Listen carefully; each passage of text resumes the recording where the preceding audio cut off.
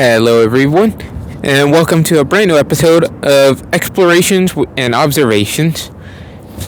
I am your host, Serg, and today I decided to visit a spot that I recently found out about. That it's kind of like out here in the middle of nowhere and kind of hard to get to depending on which way you come through. But we're here in front of the gate of the Smelter Cemetery, also known as Smeltertown Cemetery. Now, from what I understand, according to the sign, it said it was built back in 1882 and was used until 1970. Though what I read a bit online is that it's still used by some people today. But mainly the time frame of 1882 to 1970, that was when it was primarily active, in a way. Now, so far from what I learned about this cemetery is that not only that it was built around the same time as a place that used to be out here called Smeltertown, which has long been gone, and it used to be right next to a major company known as Arsaco. If you're from El Paso, you know who I'm talking about.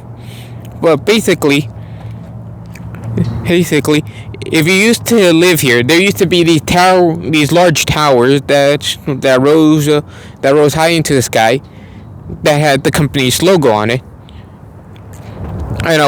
And some time back, a long time ago, they were demolished. Well, where those towers were located, the company that they used to be part of, this cemetery used to be next to that company. And there used to be a town out here that was part of it. It was an interesting community from what I understood. Unfortunately, that town no longer exists because by 1970, that's when they started to relocate people. Especially since I read stories about there were all these different types of poisoning, mostly lead poisoning, from all the pollution that was coming out of the smelting factories. So yeah, the town is gone. The company that once had it is gone. All that remains is the cemetery, which we are going to explore a little bit, because this is a unique part of El Paso that not a lot of people know about.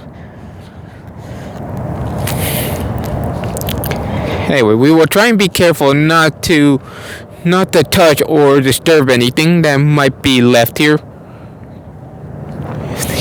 because even though we're exploring it, it's still a cemetery, and these are still people who deserve to rest peacefully. But yeah, let's try and explore a little bit.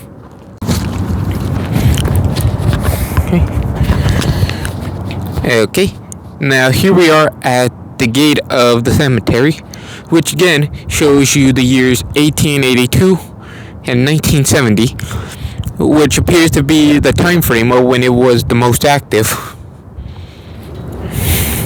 Now, right off the bat, one thing that we notice when we're coming here is all these crosses in a circle next and with a flagpole in the center of it. And there appears to be a little sign. Let's see. So this here establishes that it is an historic landmark. Smelter Cemetery, aka Camposanto La Esmeralda. I need to really work on my Spanish. Established 1882. Historic Texas Cemetery 2015. Marker property of the state of Texas. So it became a historical landmark in 2015. That is cool. And the fact that it's a historical landmark means that they really can't do anything to like ruin it. Now I noticed that you noticed right away there's a bunch of crosses right here on the right, but on the left there appears to be more, or more like less. We'll try and be careful where we're walking, cause there's a chance some of these may have been graves, but because of the fact that it seems so many of the markers are gone. Yeah, if you look over there, give me a second.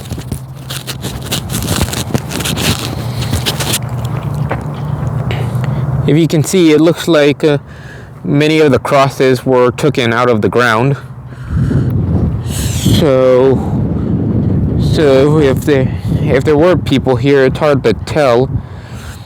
But so if I'm stepping on anyone, I'm sorry. I'm not trying to be disrespectful.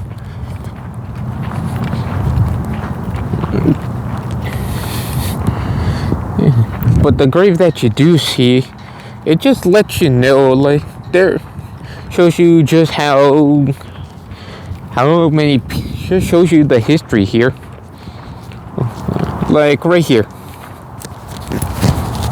It looks like someone here was here recently. Let's see.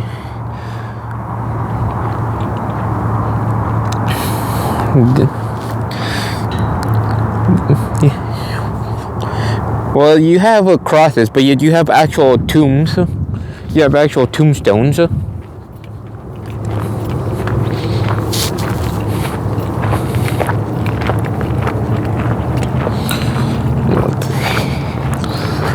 It's hard to tell, like, if who is buried or not, because a lot of the crosses are just crosses. I don't see any nameplates or any sort of identification.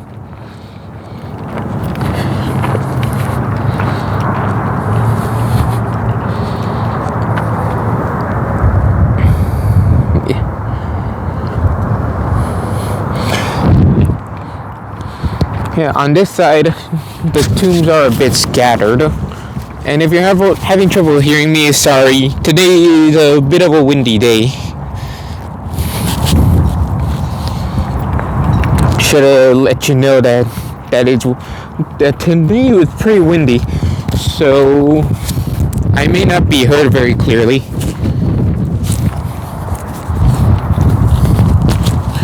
But I will try my best.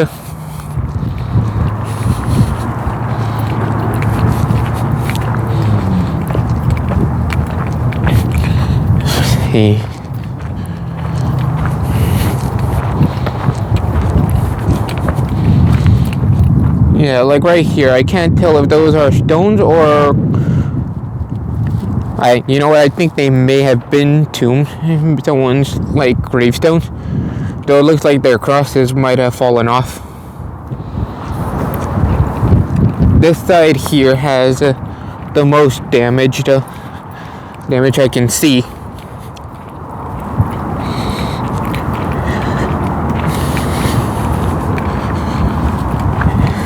Some of these stones are also pretty worn out, so it's kind of hard to see if there's any names or dates.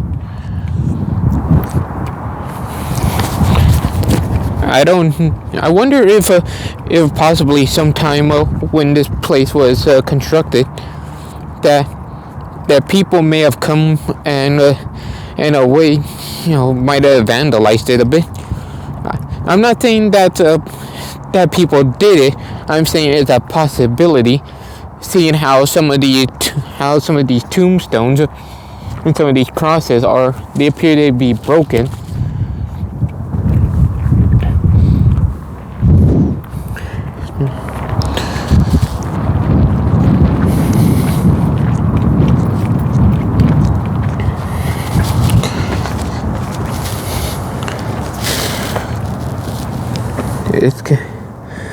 It's kind of hard to see.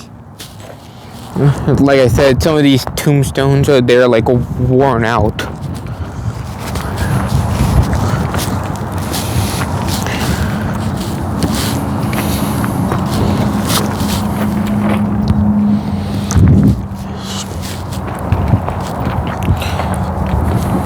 This place is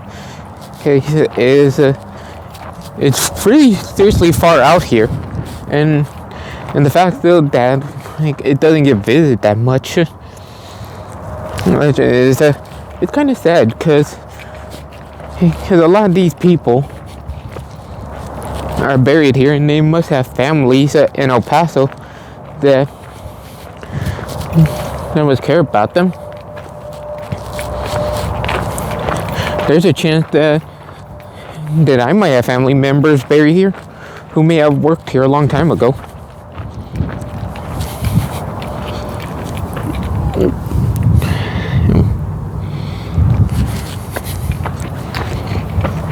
Who knows?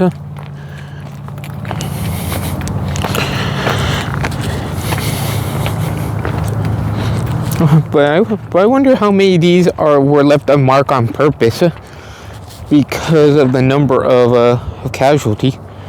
Because I heard that there were stories of there being like a large scale lead pollution in this spot because of the fact that Smeltertown being so close to a smelting plant with all sorts of toxins and pollutions being exhausted. It led to many like reports of well, maybe not a report, but like a lot of stories of lead poisoning. To be honest, the sources that I've been reading this from may not be accurate. I know there might be people out there who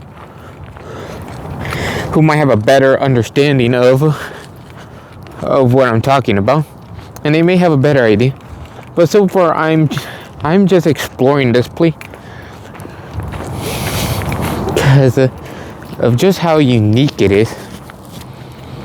This small little cemetery that used to be part of a town that used to be out here, that had a population of people who mainly worked at a smelting plant. And sure, they had an ideal life for a while. Unfortunately, that ideal life eventually fell apart because of the fact that their job unfortunately had major hazards that weren't discovered for a while.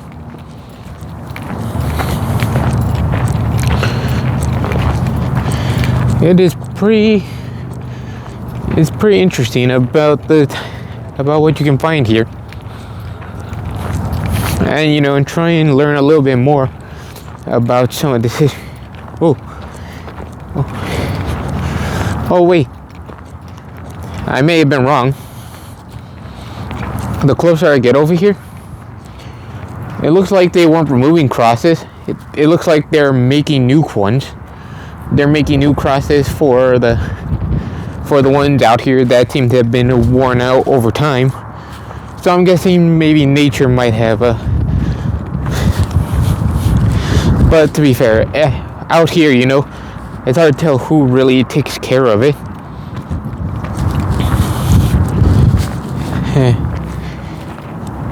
And it'd be a good idea, like if people gave more attention to this place and paid it respect.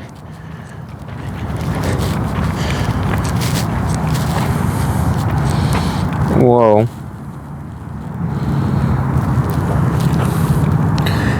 Let's see. Isidra Rosales, born 19. According to the cross, it says born in 1935, died in 1935, but the tombstone here said born 1934, died in 1934. But still, so this is the grave of a baby. I'm guessing they were one of the victims of the hazards of all the smelting. Oh, and not just them. January 6th, 1936 to May 29th, 1936. So there were people here who very young who died, not even living to see one. That is pretty insane.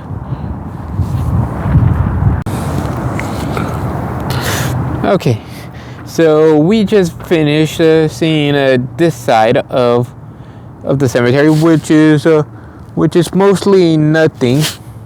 I mean, there are graves, but much of the land is barren, and the graves are far between each other.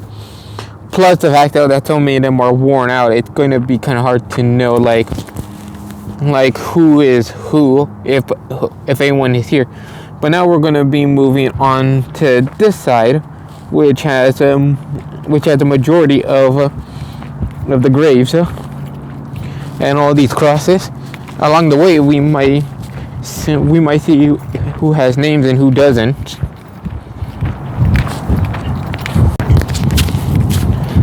Okay, so we're walking back towards the front, so we can start exploring it little by little. Okay, let's start over here.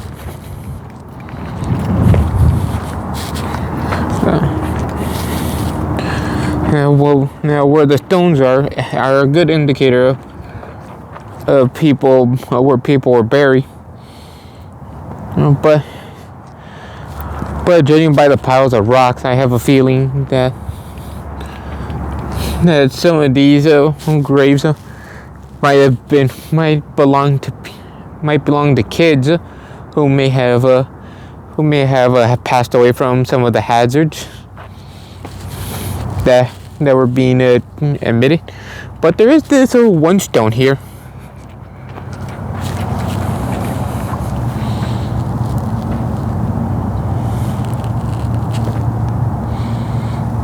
Let's see. I'm having trouble reading it a bit.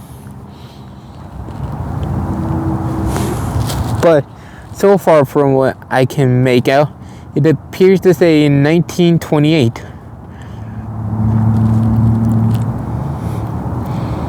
I can't read the rest. If anyone can see what it says, can understand it, it'd be a good idea if you let me know, because some of the words and letters are worn out, so it's hard to see a bit. And not far from it is a caged off one. Though whoever it is, many of their identifications have been worn away. But they must have been someone important for them to have this section gated off. You see a few gated areas, and you also see some actual tombstones among the crosses.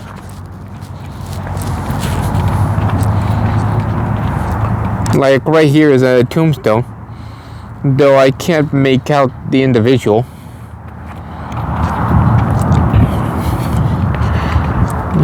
Okay.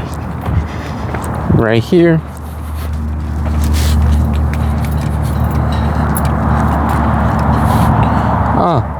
According to Antonio P. Ramirez,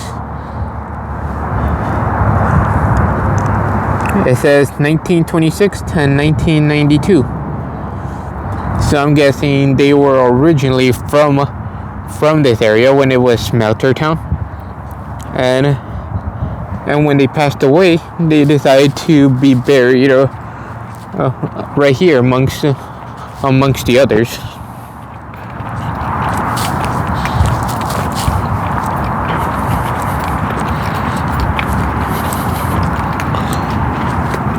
Right, now here's an interesting one. You got two crosses, but they got stones on them. These large. Let's see.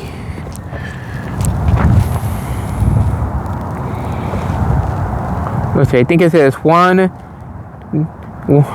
I know it's. I think the first word is Juan, and the middle one is De, but I can't make out the last part. It's hard to tell if that's a C or maybe it's supposed to be like a G. Born 1853. Let's see. And I think it says 1912. And this one's just hard to identify, but it has this large cross on it, and you can see 3 stones on the top, left, and right parts of the cross. And behind it is another stone cross, but with no identification.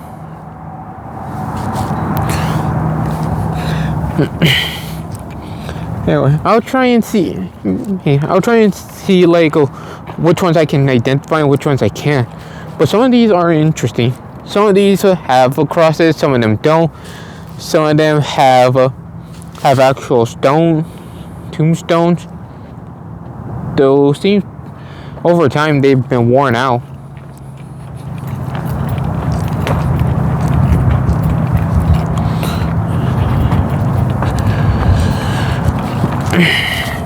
Sorry.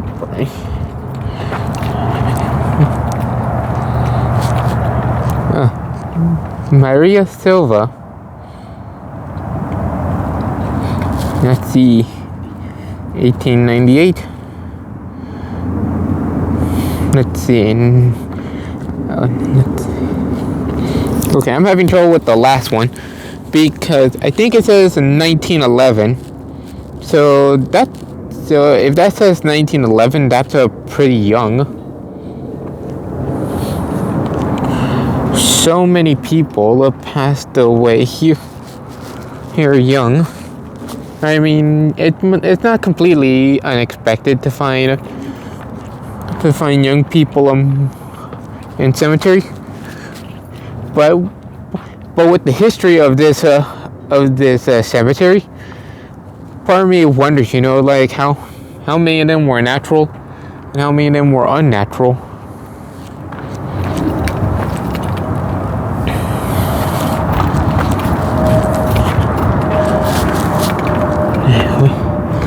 Found a large opening. We should be able to see a little bit more.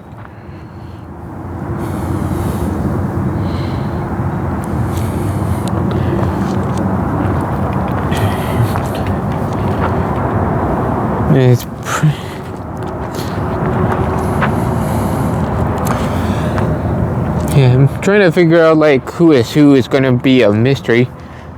But the fact that there are so many crosses and so many tombstones, it just shows you that there's a unique history located in this cemetery that a lot of people don't know about.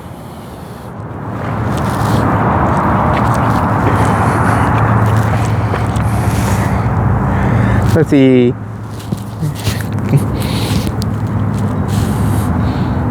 Guadalupe Stramona, 1925 to 1927, I believe. Only 2 years old. Here's this one is now more identifiable. see. Maria Holgun. Let's see, it says 1891 to 3/15/1927. So the exact day she was born, mystery, but when she died is known.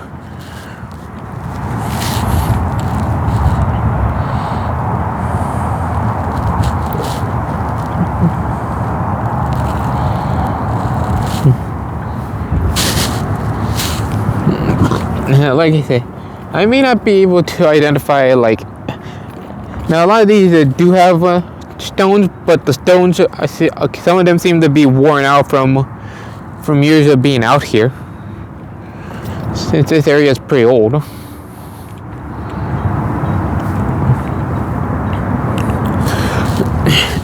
But this place is a pretty interesting little section of El Paso that should be like looked more into, like should be talked about more.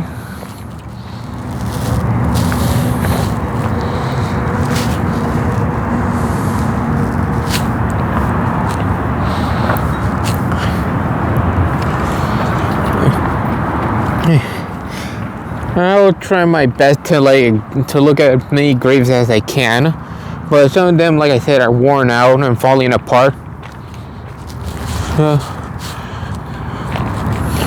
It's hard to tell exactly what is what, but part of me wonders if there's like a unique reason why some of these, like these two right here, have cages. Like, were they someone important?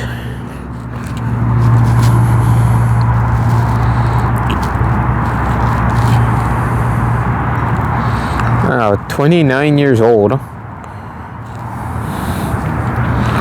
Some of these stones actually tell you how old a person it was when they passed away. Like this one was 27.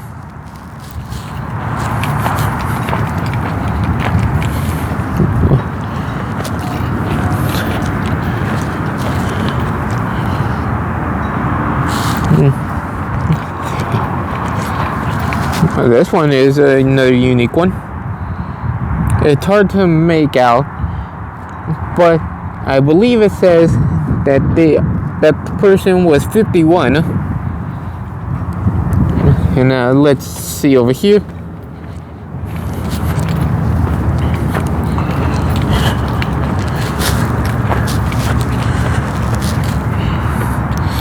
$49.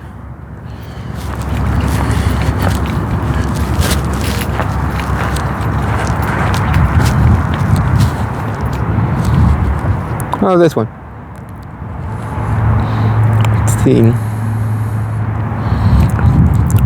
Let's see, July 22nd, 1998. And he was 60. Okay. Now, like I said, I'm trying my best to understand some of these tombs. But some of them are in crazy states. Looking at this one, it looks like it's a sort of family tomb. Severiano Nones, 1870 to 1943. Wow.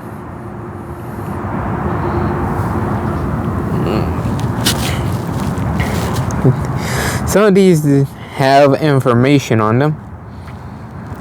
I believe that says either 21st or 27th of September 1928. And it says 39. They appear. It looks like right here someone tried their best to keep the information on this person. Pedro S. Herrera, 1870 to 1928. So many different stones. Some just have crosses and others have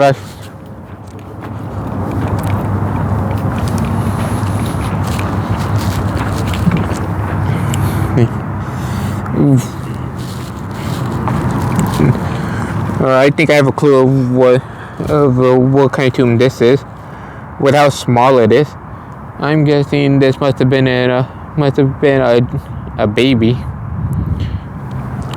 How many of these are kids? How many of these are adults? It's hard to tell from the fact that they're all covered. That many of them don't have stones, and the ones that do have stones, a lot of them are worn out. Oh, now this is an interesting gated one. Oh, and it looks like it's actually pretty. Estela Villalobos, June 22nd, 1960 to September 2nd, 2004. Yeah, but it seems that's one of the stone. This appears to be sort of a family stone. Nicolas Morales Guarmesenida M. Villalobos. One is from 1878 to 1930. The other is 1908 to 2001. So yeah, this is a family stone. I'm guessing this Estela who wanted to be buried with her family.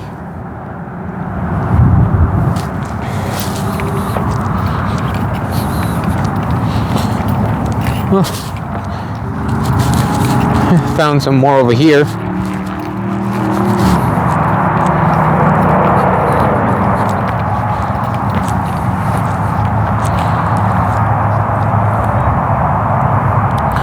Let's see. Can't really read it very well, but let's try checking out this the gated one back here and see what it says. Rosa Luja, 1890 to 1932. Let's see what this one over here says.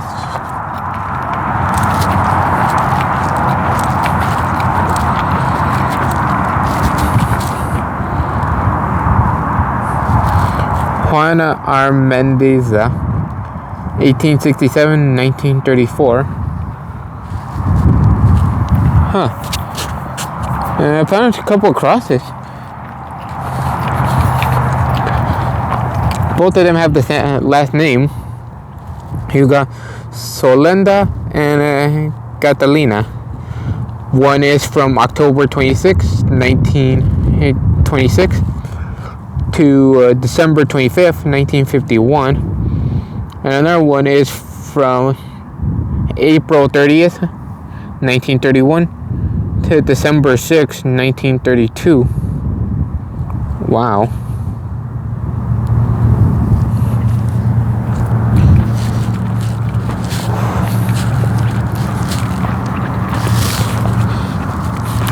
Let's see. Got a few more. Oh. As we're exploring, there's much more to here's a gated one, but it looks like somehow it got messed up. Judging by the bent, either something in nature or someone came and messed with it.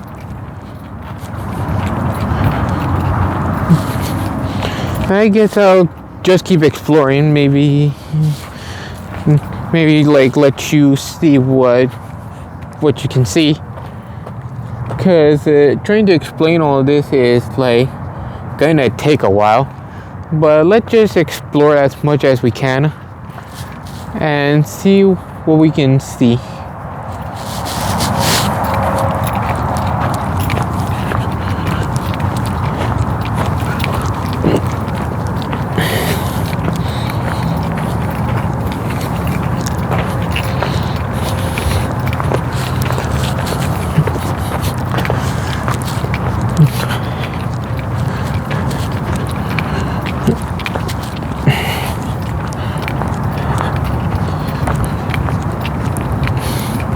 Though you can definitely tell that there are people who do come out here. You see flowers that don't look very old, and you see all sorts of decorations that are still in good condition. So I'm guessing there are people who may have family, who may know family members who were buried out here.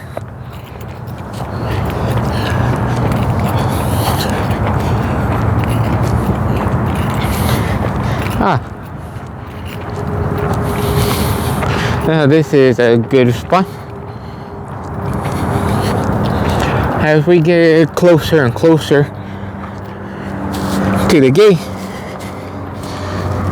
not only is it decorated with flowers and it has this a nice looking cross here, but if you get a good look, you can see that it's right off of I-10. Yep, right off of I-10. It has some people can see it, but I guess a lot of people must pass by it not realizing that it's here. Anyway, this might be a good example of people still coming out here. I see.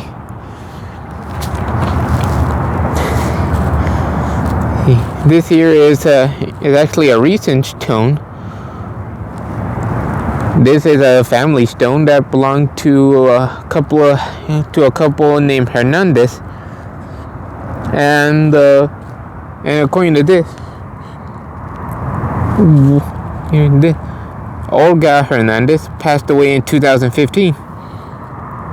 So when I read online that it is still used by people, that's what they meant. Because it looks like there are individuals who can have the choice to be buried out here.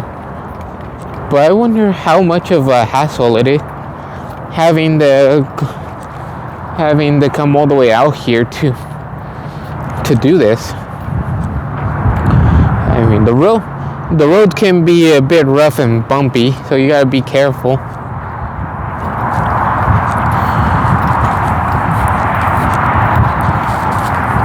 Yeah. And judging by one of these over here, let's see.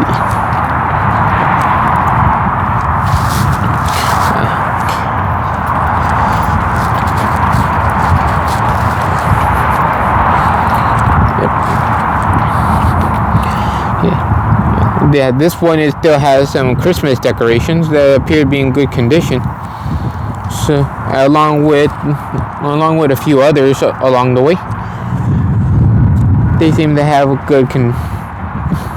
good condition decorations and items. Must be a clear sign that there are people still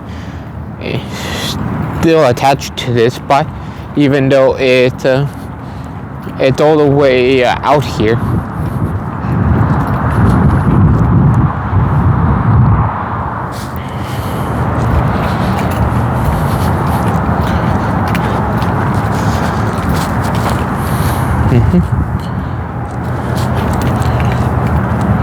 Yeah. So, as we decided to walk along the fence to look at some of the other graves along the way, you can see, from where I am, you can see I-10.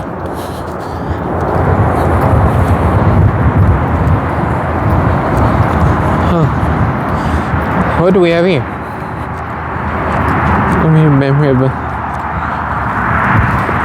This is a very nice one. It has flowers, decorations, and even family photos. You can actually see photos of the individual. Angelina Cordero Ceja, born April 9th, 1934, departed February 20th, 1971. Your courage, kindness, and your everlasting love still remains in our... I have a feeling that that was her family that came out and did all this.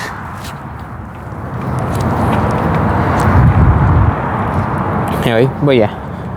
So as we keep walking along, you can actually notice that there are other crosses along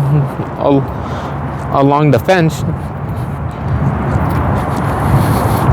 And the more we get closer towards this way, we can get a better view of I-10.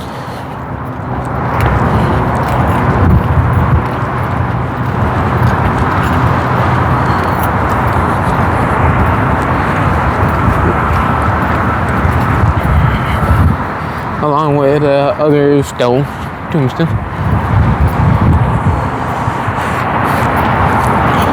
You know, I'm kind of curious to see if there are events for people to come out here, you know, and maybe try and help restore some of these tombs. And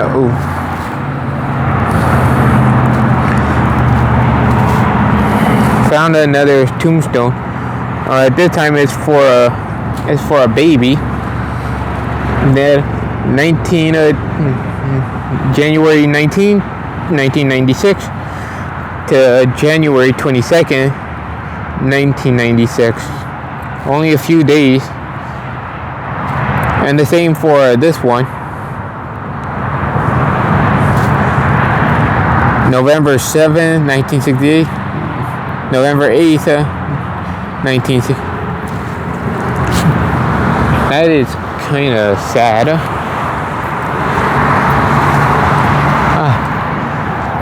Right here. Yeah, along this road is I-10. Every day people pass by, and it makes you wonder how many people realize that such a spot is located right off of it.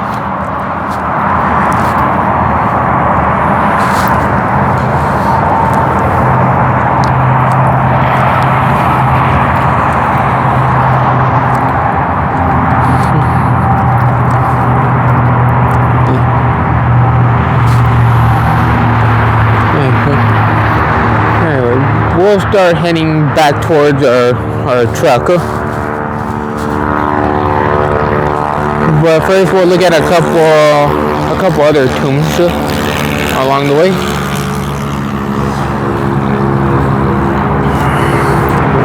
Like this one right here. This appears to be another family stone for a couple with the last name Mares.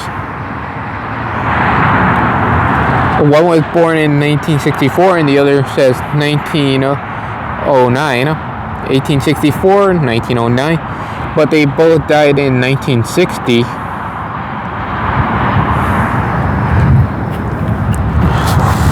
Wonder what happened.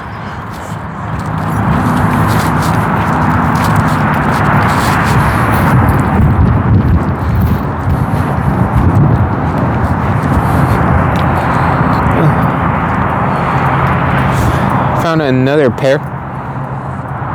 This one says Elias Villalobos, May 20th, 1886 to December 12th, 1957. And then this one said Gomecida Santana, January 13th, 1931 to July 31st, 1990. So I'm guessing this may have been a husband and wife. Though judging by their tomb, it's in good condition still. Now, much of the paint and the items around it seem to have been worn out, but it seems the stone for their names has been well maintained. Maybe replaced at some point. But the fact that you see tombstones of people, even though this place says it's 1882 to 1970, the fact remains that there are those who chose to be buried here. Okay, so I think maybe we've seen enough already. I think I know there's still a lot more tombs to examine, but I think that's enough, especially since there's a lot of weeds and all sorts of other things going on. I think it's best that we seen what we seen and just head back to our truck, and I guess let other people have a chance to explore this spot so they can get their own thoughts and opinions about it. Okay, so as I was leaving, all of a sudden you can see this. You can see that they are super close to the train tracks.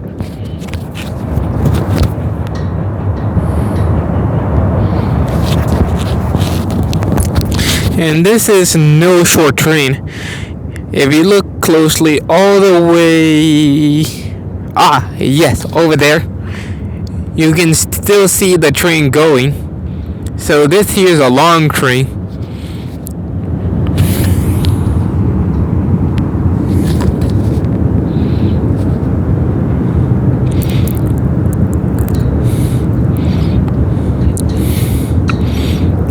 With so many carts, I mean, it's hard to tell like where it begins and where it ends. Unless I just missed the locomotive, so yeah, I can't tell where it begins and where it ends.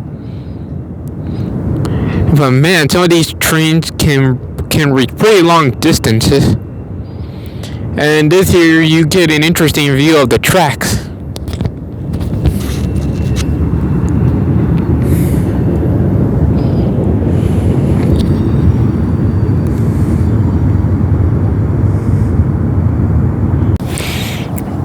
Okay, interesting little detail.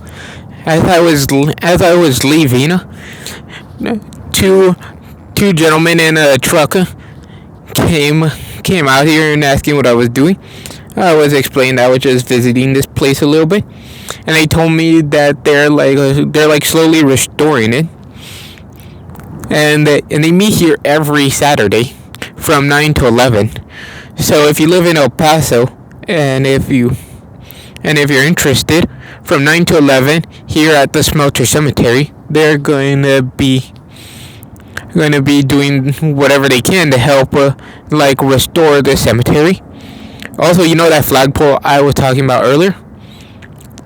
Well, it turns out that they're building a memorial for military veterans from people who may have served in like World War I, World War II, Vietnam, Korea. They even told me that they actually also include a female soldier from Iraq in their memorial. And I believe they said that they're planning on doing like either 12 or 17 crosses.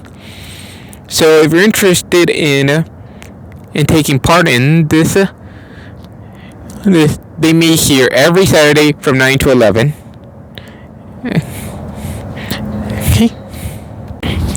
Okay. Thank you everyone who was watching. Thank you for exploring with me this little like hidden part of El Paso that has a lot of history in it, that's connected to a lot of interesting things.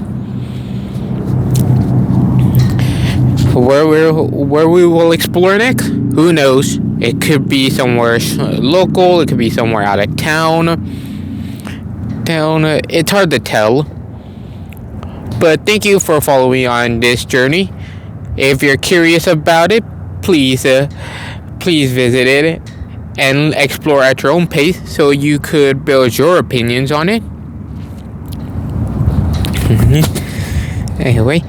Thank you for watching. If you like this video, drop a like, subscribe to the channel for any more content we will create.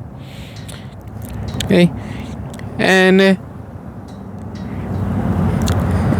that's all for today. Thank you, and and goodbye.